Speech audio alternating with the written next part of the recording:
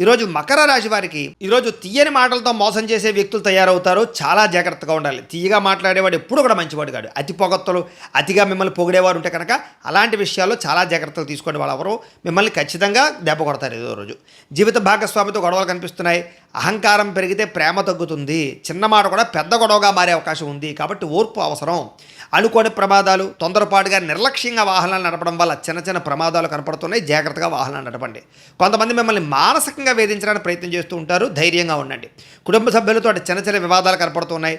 చిన్న చిన్న సమస్యలు పెద్దవిగా మారకుండా జాగ్రత్త పడాలి. ఈరోజు రుణ బాధలు చికాకు పెడుతున్నాయి కాబట్టి అప్పు భారం అయితే నిద్ర కూడా సరిగ్గా పట్టదు అనే విషయాన్ని గుర్తుంచుకోండి. ఖర్చులు నియంత్రించుకోకపోతే మానసిక ఒత్తిడి పెరిగిపోతుంది అనే విషయాన్ని కూడా గుర్తుంచుకోండి.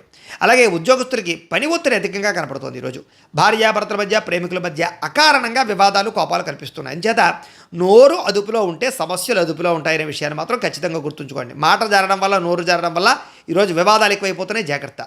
ఈరోజు ముఖ్యంగా స్పెక్యులేషను లేదా షేర్లు, ట్రేడింగ్లు మాత్రం వెళ్ళకండి. అత్యాశ, దురాశ ఖచ్చితంగా మీకు మన ప్రమాదాలకు గురి చేస్తే జాగ్రత్తగా ఉండండి. విద్యార్థులకి స్వల్ప ఏకాగ్రత లోపించడం వల్ల ఇబ్బందులు, సెల్ ఫోన్లు అలాగే స్నేహితుల ప్రభావం వల్ల చదువు పట్ల ఫోకస్ తగ్గే అవకాశం కనపడుతుంది. జాగ్రత్త. ఆదాయం విషయంలో అనవసరమైన ఖర్చులు తగ్గించుకోవాలి. ఆదాయం తగ్గినప్పుడు ఖర్చులే పరీక్ష అనే విషయాన్ని గుర్తుంచుకోండి.